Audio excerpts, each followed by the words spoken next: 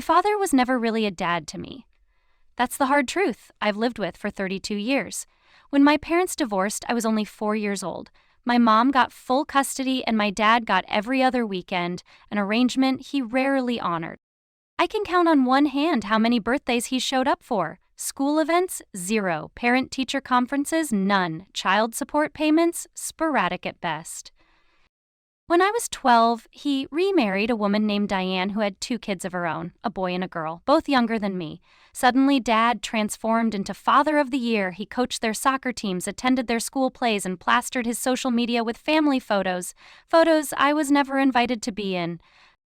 My visits became even less frequent. There was always some excuse. He was busy with work, the other kids had activities, Diane needed help with something.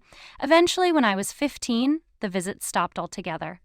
I'd call and he'd promise to call back, but never did. I'd suggest meeting up and he'd say definitely next weekend, but next weekend never came.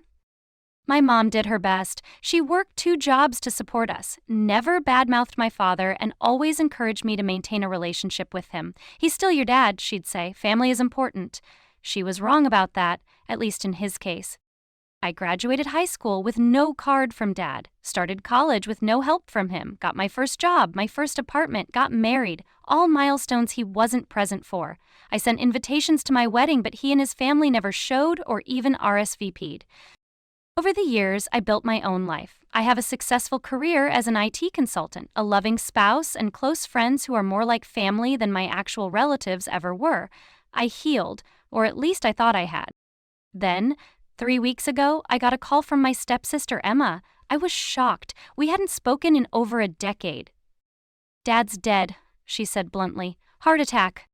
I felt nothing at first, just a strange numbness. This man, this stranger who shared my DNA was gone. Should I feel sad, angry, relieved? I wasn't sure.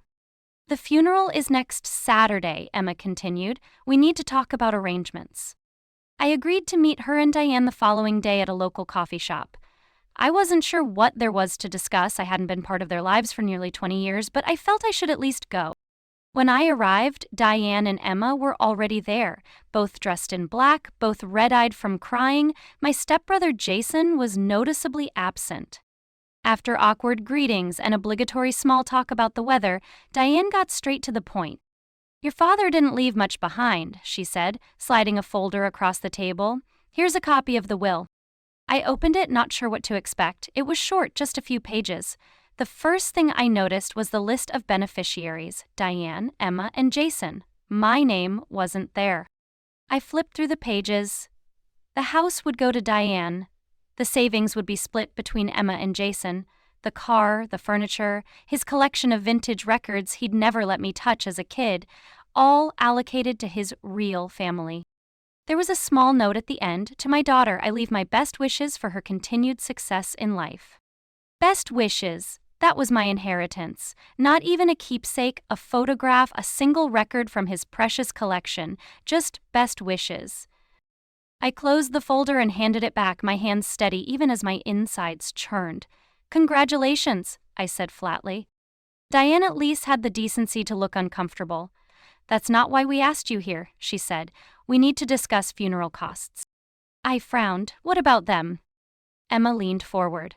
"The thing is, Dad didn't have life insurance. The medical bills from his heart condition took most of their savings.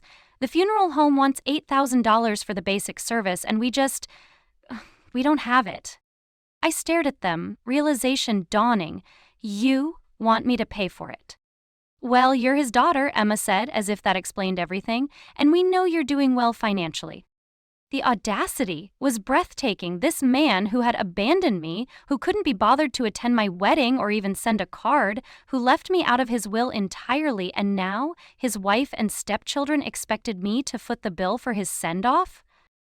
"Let me get this straight," I said slowly. "My father, who hasn't been part of my life since I was a child, who left me nothing in his will, not even a token memento, you want me to pay thousands of dollars for his funeral?" "He was still your father," Diane said, her voice taking on a righteous tone. "It's the right thing to do." I laughed. I couldn't help it. "The right thing to do," I repeated, like how he did the right thing by abandoning me? Like how you did the right thing by excluding me from your family? Like how he did the right thing by leaving me out of his will? Emma's face hardened. You weren't around. You didn't even try to be part of the family.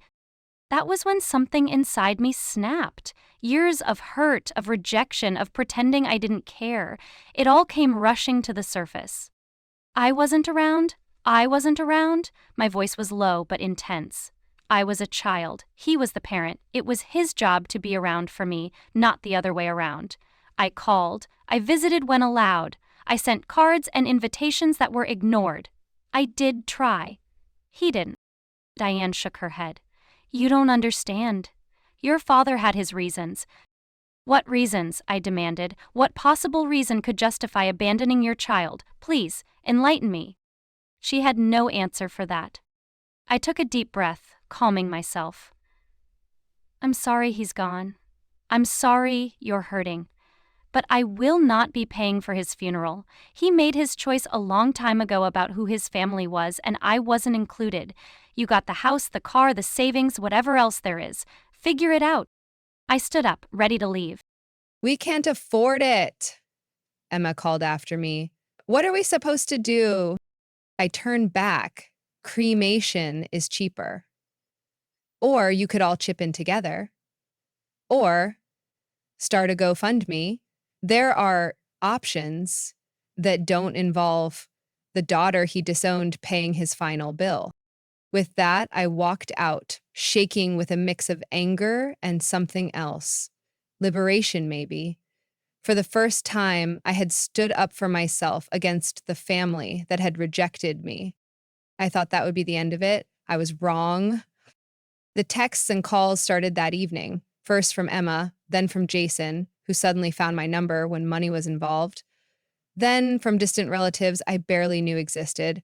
How could you refuse to help with your own father's funeral? Would have done it for you. Family takes care of family. You're being selfish and petty. Each message was more accusatory than the last. One aunt I hadn't seen since I was a toddler even suggested I was disrespecting his memory and would regret this when you're older. What memory? The memory of missed birthdays, of broken promises, of being replaced and forgotten? The final straw came when my mother called. Someone, Diane probably, had reached out to her. Honey, my mom said gently, I know your relationship with your father was complicated. Complicated? I interrupted. It wasn't complicated, Mom. It was non-existent. By his choice.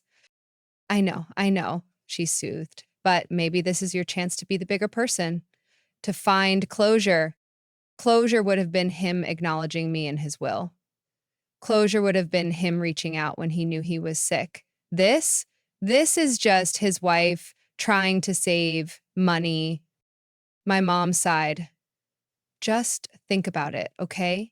Sometimes doing the right thing isn't about who deserves what. It's about who you want to be. Her words stuck with me as mother's words often do.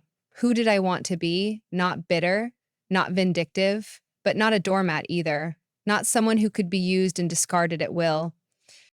After a sleepless night, I made my decision. I called the funeral home directly and paid for a simple cremation, $3,000. Not the elaborate service they wanted, but a dignified disposal of his remains. I had them bill me directly and instructed them not to tell Diane or the kids who had paid. I didn't attend the cremation or the small memorial service they held afterward. I didn't send flowers or a card. My contribution would remain anonymous, not out of generosity, but because I didn't want their gratitude. I didn't want anything from them, just as they had never wanted anything from me except money. A week later, I received a letter from Diane. Someone at the funeral home must have told her about my payment. The letter was brief, thanking me for my contribution, but expressing disappointment that I hadn't paid for the proper funeral my father deserved. There was no acknowledgement of the years of absence, no apology for the exclusion from the will, just expectation and entitlement. I tore it up without responding. Some family members still think I'm wrong. They say I should have paid for the full funeral, that I should have attended, that I should make peace with Diane and her children, that family is family no matter what. But here's what I've learned. Family isn't just blood. Family is the people who show up, the people who choose you day after day, the people who love you, support you, include you, even when it's inconvenient. My father didn't choose me. He didn't show up. He didn't include me. Not as his child, not in his life, not in his will. So, am I the jerk for refusing to pay for his funeral? Maybe in some people's eyes, but in mine, I finally did what I should have done years ago. I accepted the reality that my father had created and stopped pretending we had a relationship we didn't have. I paid for his cremation, not because he deserved it, but because I wanted to close this chapter with dignity, my dignity, not his. I wanted to be able to say I did something, but on my terms, not theirs. And now I'm moving on, living my life, cherishing the family I've created, the the one that chooses me every day, because that's what real family does.